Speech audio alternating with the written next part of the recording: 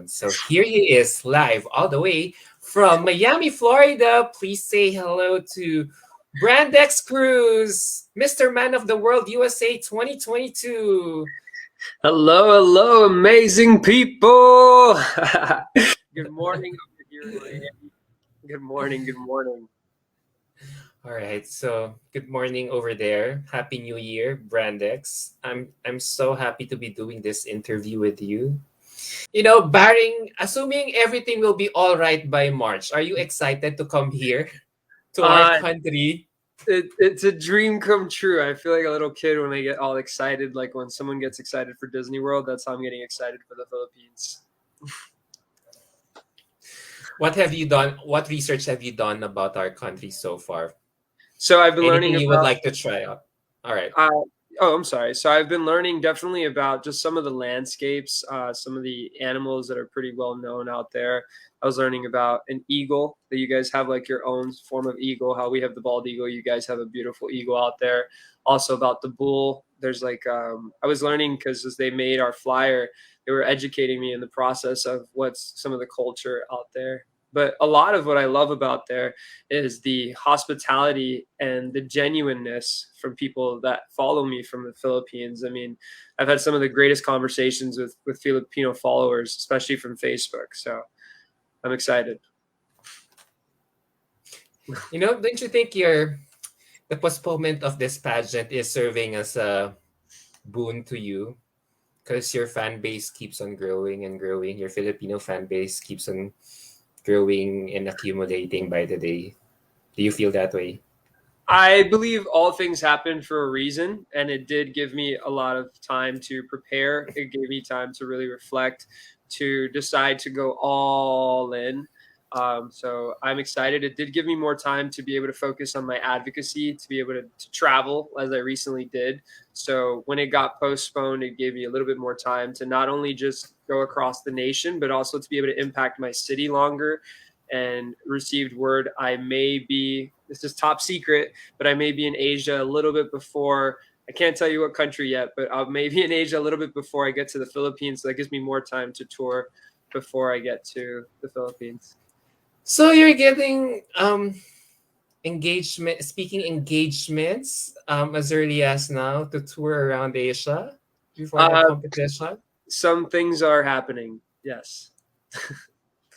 Wow. Wow. I hope the organizers of Man of the World are watching us right now. Like, you haven't started competing yet, but you're already acting like a true winner. Thank you. Speaking of winner, how do you feel that? Because, while waiting for you to come to our virtual chat room, I was researching your name on Google. And then I chance upon Missology's Facebook feature on you.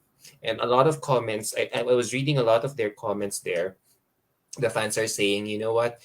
What did they say? What did they say here? They said, you have the fitness, discipline, advocacy, and the smarts to win the whole competition. I mean, you're way overqualified for the title. That's what they're telling. That's what they're telling us right now. So, how do you feel when you receive those kinds of compliments? I gotta say, it doesn't happen overnight. It's been practice. It's been hearing no multiple times. It's been not. It's been walking into things completely uncertain of how I'm going to show up, and then figuring it out along the way, and learning each time. Rejection is divine protection. So when things do not work out, it just means you either need to prepare more or it's not the right opportunity. So I have competed in other male pageants, and in every single one of them, instead of coming out with a bitter spirit and be like, forget this whole thing, I was like, okay, what did I do wrong? What can I learn? How can I get better? So going into this one, everything that I've learned from all the others, I've been preparing, and I've been very mindful and been vulnerable with myself to say, what are my weak points? Instead of saying, no, I'm the best, I should have won. I'm like, okay, where did I go wrong? How can I get better? What can I sharpen? And that's what people are seeing now. It does look like an overnight thing, but whoever's been following the pageant journey, they see it hasn't been overnight. It's been an accumulation of 4 years. The reason why I asked that question is because based on how I based on how you have been executing your strategy for your upcoming competition, it feels like you're doing a Miss Universe strategy.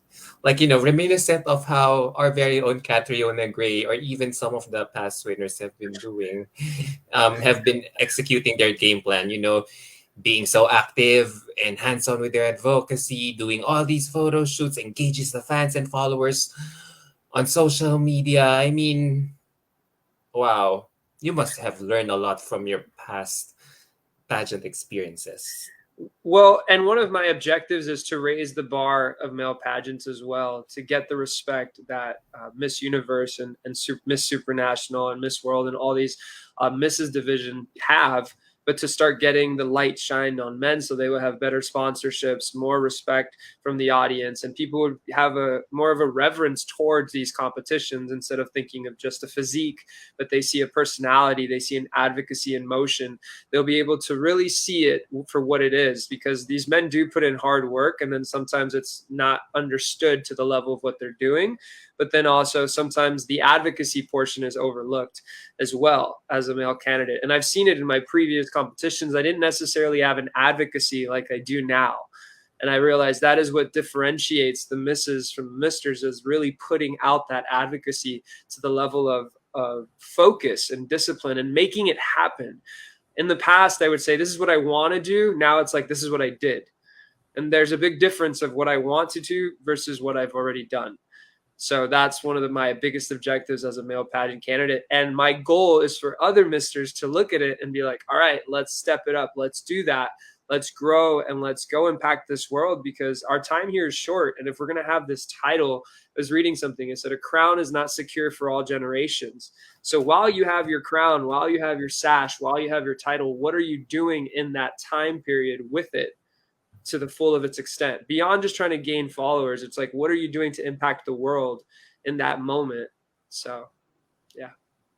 Do you think this whole advocacy thing is making pageantry relevant nowadays? Well, I've seen it in my own personal experience. It has definitely brought light to Man of the World as I've gone and spoken in different venues.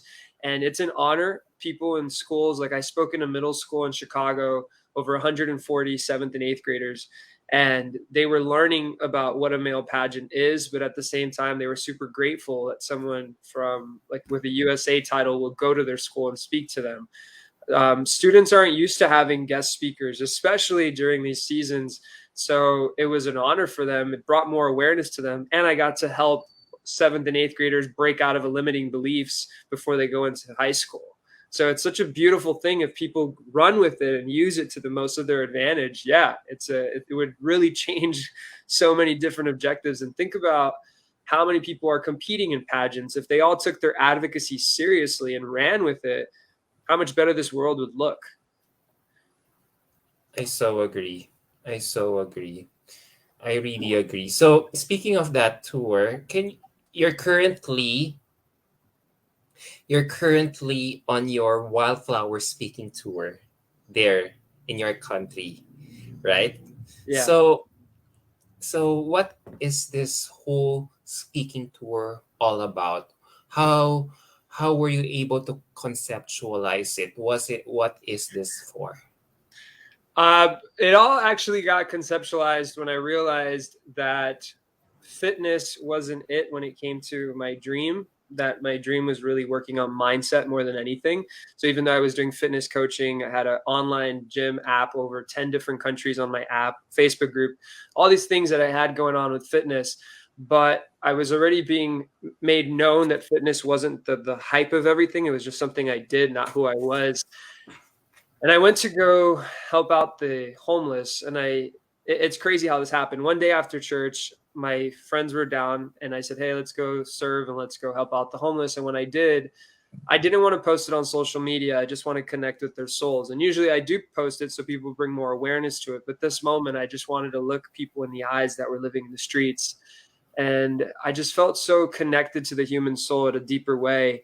And there was even certain people that were just so down in their addictions and so afflicted that as I looked them in the eyes, I just saw the wound in them. And I I would sit and have a conversation. Some people were open to a conversation, some people were not. But after leaving there, I didn't feel the same, because Miami is such a beautiful city. Nobody knows the level of homelessness that takes place. But when I came home, I just felt so uncomfortable that whole week I was sleeping different, and I was like, I can't just sit here and everyone's just out there and homeless and struggling. And in that moment, I started realizing that I'm like, I need to run with my gift and speak, but also keep people from getting to this space. And the following week, I spoke at an addictions recovery center where they have people who are transitioning out of being homeless and overcoming their addictions. And I did the whole campaign of what I traveled the nation with. I started there, and I could just see a light in their eyes of breakthrough to believe that, hey, these things I thought about myself are actually what got me into this situation, and they were never true. So after that, I made some phone calls and went on a tour. I think I went to over 11 to 12 states between Thanksgiving and Christmas. That's great. Wow, that's great. So, and in the next few months, you'll be doing international. That's like Yeah. what you had said. So, I'm really amazed at how you found your passion for life coaching. So, I wonder what motivates you to do what you do? Where does your passion for this come from? I've I battled low self-esteem for a long time, and then I realized I was always a winner. I just perceived myself from this light. So as I became more confident and I started working on myself, truly, I started noticing other people are not operating in this wavelength. And instead of just thinking that I'm better than them, I focus on how can I get them to think like me, to this level of confidence. And I realize a lot of it is eliminating the limiting beliefs, but I truly long to see everybody be a winner. And it sounds so cliche, but just because one person wins doesn't mean another person loses.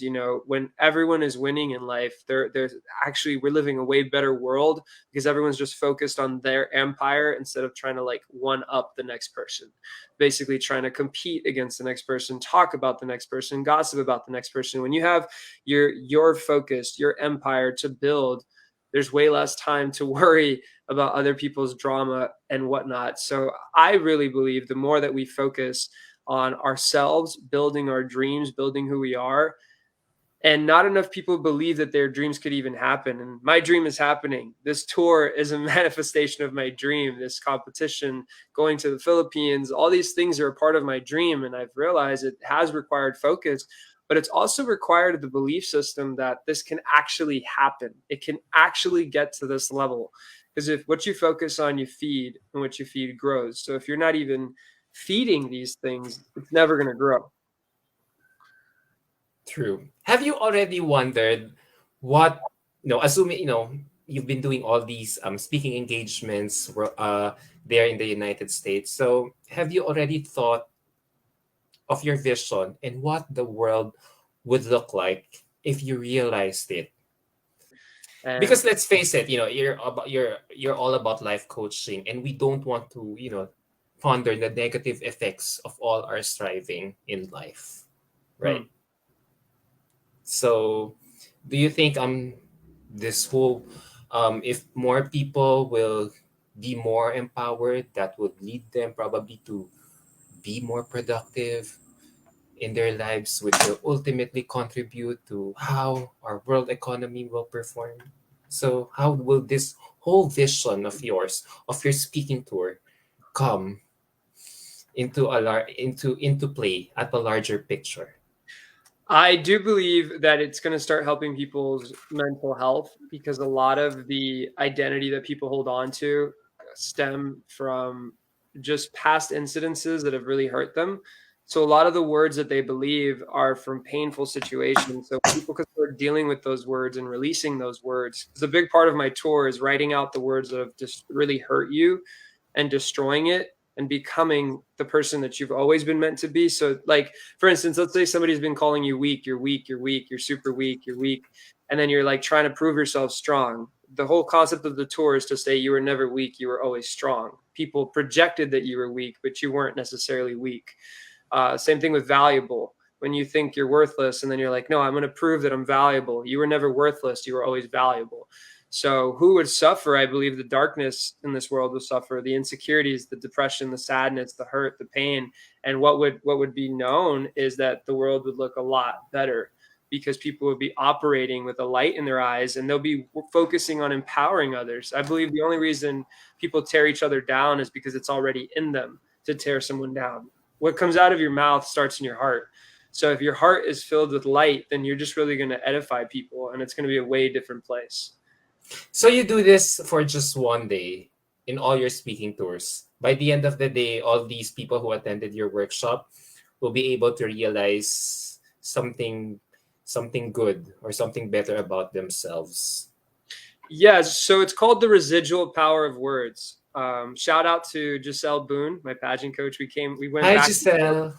Yes, we went back and forth on this advocacy because she's like, you're a great speaker and you got to figure out a way. And I just kept going, and the title came up, but the platform, it took a while to build, and I just realized I'm like, I just have to go out there and do it. So if anybody is in pageants right now and you're just like, how do I get started? Just do it. Just make phone calls. Just write dates. Just trust. If this is your dream, a crown is not secure for all generations. So it's like your time is limited with this sash. Your time is limited with this crown. Just make the phone calls. And if one person says no, another person will say yes, and just push through it. So I believe a lot of times we're sitting and trying to figure things out and not enough action.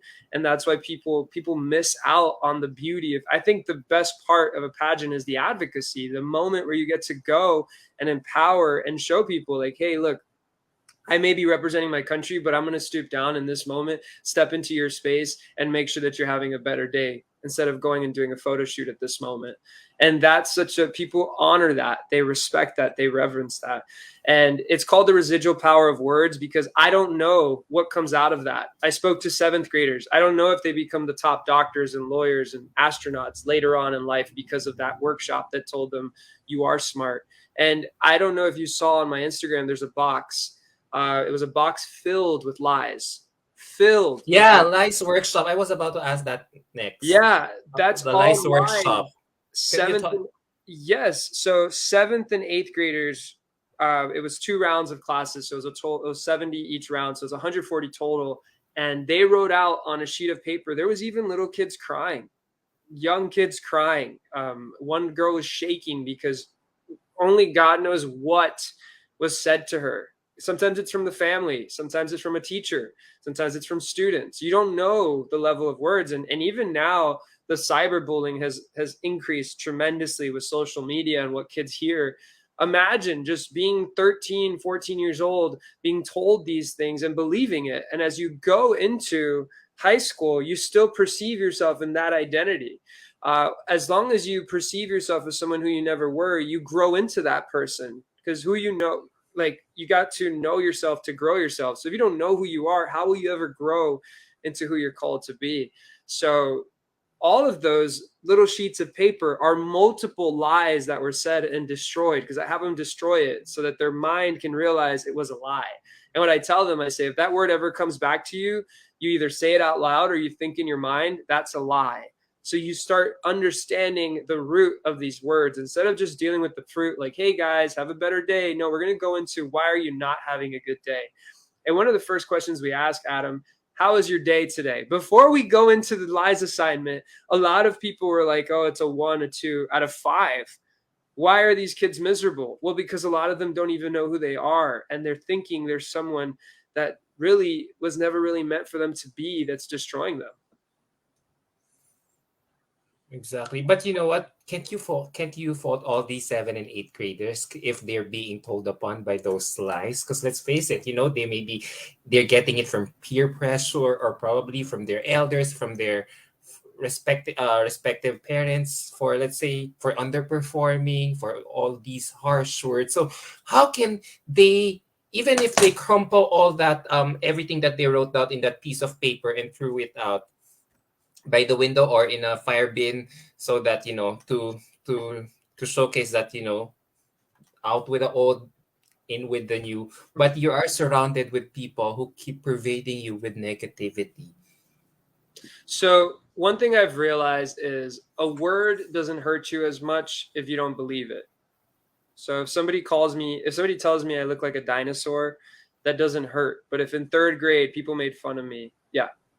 Yeah, yeah. Go on. Well, Go on. if in third grade people made fun of me and called me a dinosaur, and then now at 30 years old someone calls me a dinosaur, it's gonna hurt a little bit. I'm like, oh man, why did they say I look like a dinosaur? Is it because I still have that weird chin? So we don't understand that the words that people say only hurt if we believe them.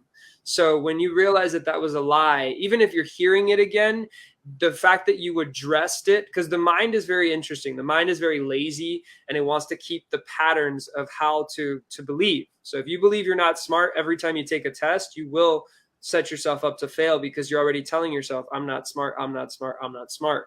But if somebody says, wait, that was a lie, then I'm going to give myself the time to study. And as I study, I'm going to believe that that was never true. And I'm going to give myself the opportunity to grow in intelligence. Then that shifts. So even if somebody says, oh, you're stupid, you're like, no, that's a lie. And when you can start to address it, yes, it's not going to be butterflies and rainbows right away, but for the first time you address it. And I got to tell you, Adam, I spoke at a congregation and a lady was 80 years old and she was told a lie when she was 4 and she believed it till she was 80. Till that day, she let it go. So my objective is to stop that so people can start addressing the lies. Yes, it doesn't mean that you're not going to hear the lies, but that you start realizing that it's a lie to begin with. Powerful. Yeah. Yeah, I could imagine you speaking that to all these types of people from all walks of life. I mean, the way you sound to me, you speak with conviction. You speak with so much passion. It's as if I'm listening to a TED Talk speaker. No, That's the goal. seriously.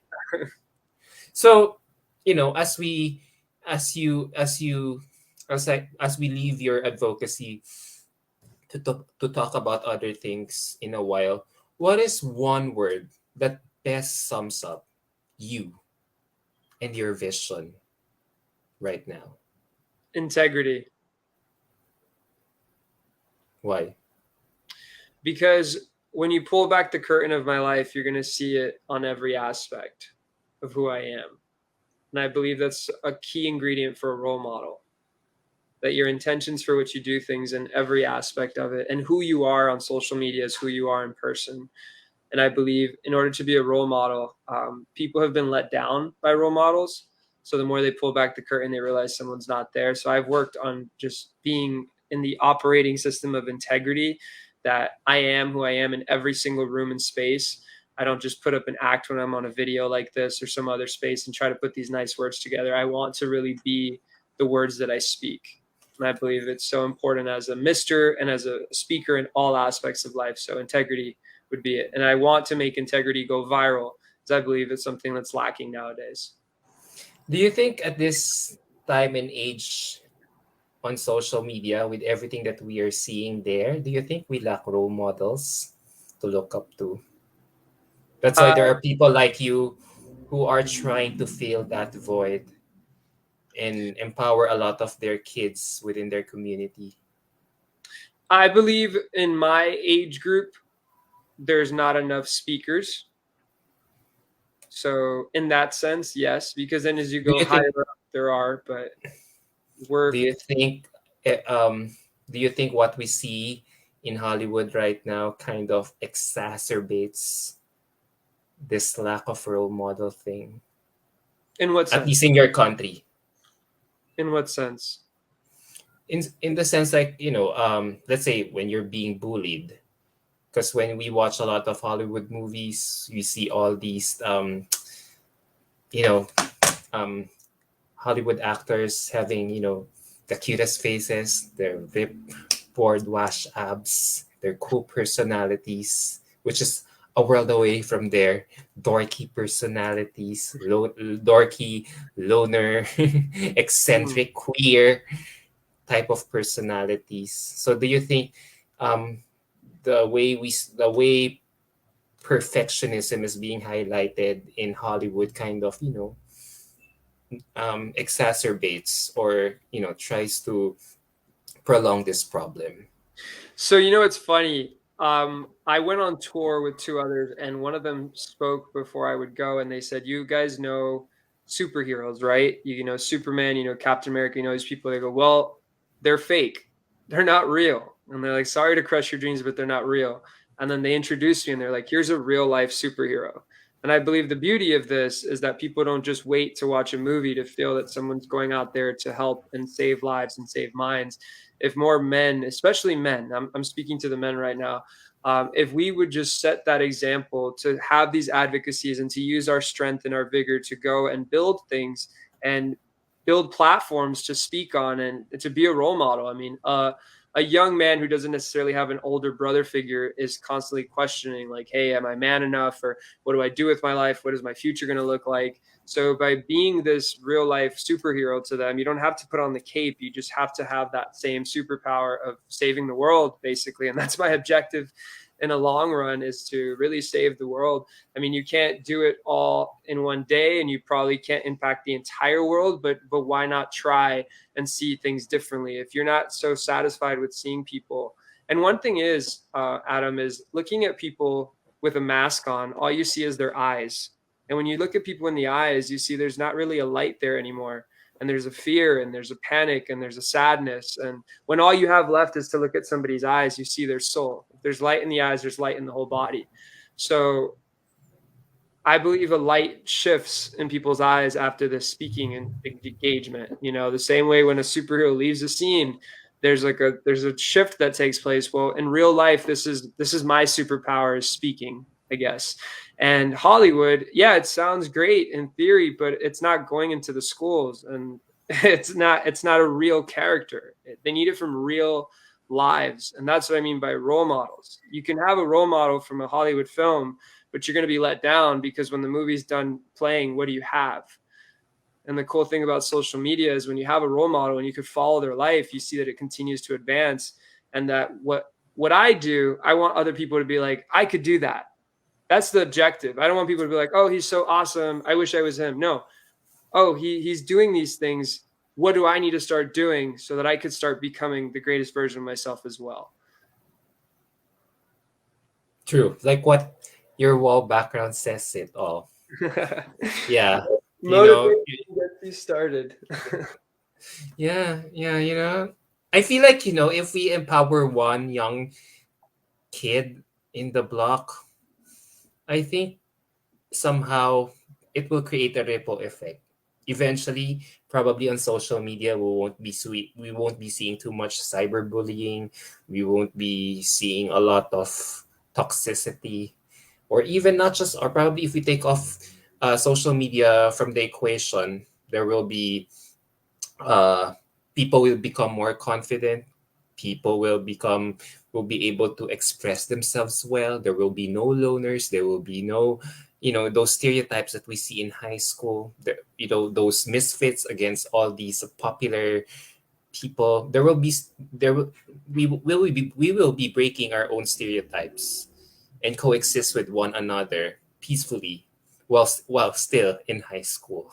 Well, You I know. believe, I'm sorry to cut you. I believe we're always going to have cultural and music differences and preferences. So we're always going to have these little cliques. But to the extent of how much somebody's opinion of you matters, I believe what this tour does is it increases emotional intelligence, the way that you respond. Why are you, instead of just responding, you reflect before you respond. And by getting young children to do this, and just people in general to do this, to see why does this trigger. It's like if I say something right now that stirs up your insecurity and you just get really angry at me and you're like, forget you. I said one thing. Why did that stir you up? Instead of seeing, oh, how dare they say that? It's saying, why does that word hurt me so much? That's the difference. Because people are still going to say things. People are still going to be acting like fools. I mean, I can't knock people over the head with common sense all the time, but I could make people think like, hey, if you really sit down and reflect it, even in school, even the click, even all these things that are taking place right now, if you analyze it, why does that word hurt you so much? Or why does it bother you that much? And really giving yourself that room to even analyze that it bothers. Because sometimes people say things to us and we don't even express that it bothered us. We just ponder it in our heart if it's true or not. I agree. You know what? We've been talking for more than 30 minutes now, and there's this viewer of us who has been listening from the very beginning. Carlo Antonio has been commenting a lot of nicest things about you. He says here, you know what? You well-deserved platform for your wonderful works. You have a very unique advocacy, and the real power of your true advocacy is being able to move and touch people. And I think because of that, you will really do well in interviews and even in Q&A. Yeah, I think so. I think so. No, not just you speak good English, which is an advantage, but you can really move people with your words. You know, you can really motivate a lot of people. So, you know, as I wind up this interview, there's no doubt that you really have a way with words. God has given you this unique gift to not just really, make yourself good, but instead share or pay it forward to other people. So I wonder, I've been listening to you for the past 30 minutes with such awe. And speaking of, what and who inspires you with awe? So that is the thing. The people who have inspired me, there's Yeah, one. what is the power larger than yourself that you turn to? Oh God, definitely. Definitely just when the earth was formless and void, God said, let there be light. And I guess I'm just going out there and spreading light. And if I see things are just not it at the moment, it's funny because we hear things, but we don't realize what we're hearing. And I did hear a miss. I was watching a Miss's interview. I can't tell you which state or what, but she was saying that cyberbullying increased. Over 300,000 students felt cyberbullied during the pandemic. And that was a download that hit me. And all these things I've been seeing, people with their eyes looking sad, and all these things, just it became the straw that broke the camel's back. And I believe God allowed me to see all those things to be like, okay, so what are you going to do about it? How are you going to make this change? If you want to see the world change, you got to be the change. You can't sit there and say, hey guys, this needs to stop. So I do believe in prayer. And the other thing is just really looking back at me in school and how I took so many words so seriously, and as a lot of others do, how everything that people said was just so important. That has been one of my greatest push forwards. And right now, I can't say that I necessarily had a role model to teach me how to do this. I feel like I'm creating a template, but with this template, so many other young men can follow after this and go and do the same thing. Yeah, true. See, I'm speechless. Yeah. Yeah, that's how good you are. In Nice. fact, Carla Antonio is saying, I can see you talking at TED Talk someday. Yeah. So, you know, there's no doubt that I feel like you're so overqualified for for this competition. I feel like, guys, man of the world, you already have a winner here from the get-go. Just look, he has been working so hard. Not just to impress you guys, but to make one person feel better at a time. You know, with building their self-confidence, self-worth, and how they could really transform themselves and uh, throw away all these lies and take out all these lies or eliminate all these pre-existing beliefs that they had to live their best lives yet. So yeah, so no doubt, Brandex, you're really not just one of a kind, but you really are one in a million. This is like my first time to really see a male contestant Mm. doing so many things already while still competing at his pageant. How much more when you have been already crowned the winner? We can already imagine you doing a lot of things way beyond we could imagine. Yeah. Yeah, one of my dreams, I'm going to share this with you, is to do this tour in the Philippines as well and to speak in schools there. and Southeast Asia in general. So after the Philippines, going to different venues, and I would love to, because my heart has been set there since I was young. I would always look at Southeast Asia and just see how beautiful it was, and I found it more captivating. But as I got to meet people from there as well, I have met young Filipino boys who have limiting beliefs that they're always going to be stuck in a certain circumstance or certain thing. Right.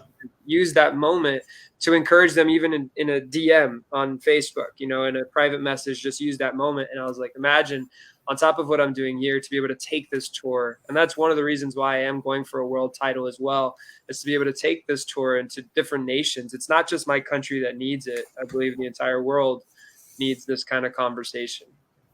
Yeah.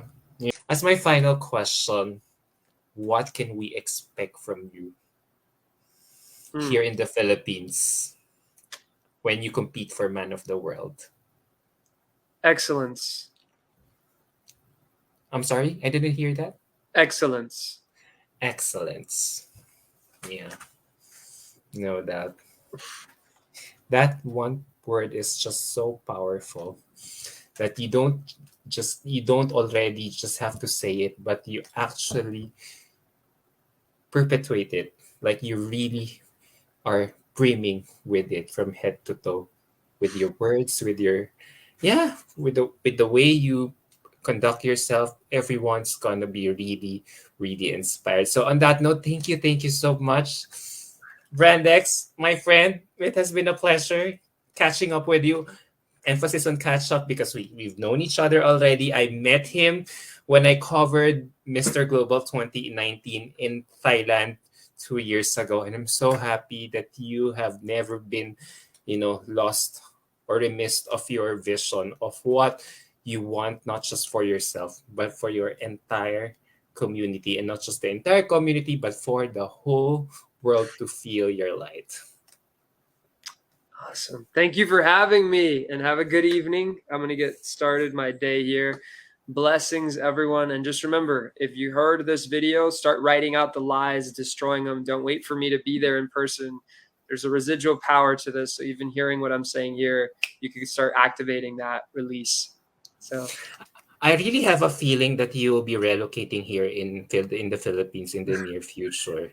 I mean, we can understand your language for sure. You'll really feel at home. I mean, there has already been a lot of precedents. So many foreigners, celebrities, or even former Miss Universe title holders or pageant title holders have stayed here longer than than they have thought of, just because of our how we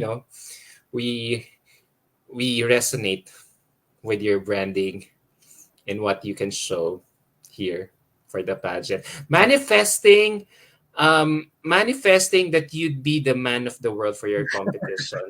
Carlo, you've been so nice. thank Thank you, you so Carlo. much for tuning in. So there ends it. I really had a fun time catching up with you, Brandon. Brandex. So I can't wait for you to arrive here in the competition and kill it. Just like how you have been doing everything in your life. Thank you very much for having me on this interview. Thank you all for tuning in and listening. Blessings, and love you all. No, we're even blessed to to hear you talk and speak words of wisdom to our lives. Maraming salamat, Brandex, and we can't wait to see you soon. God bless you, and virtual hugs all the way from my office here in Manila. God bless.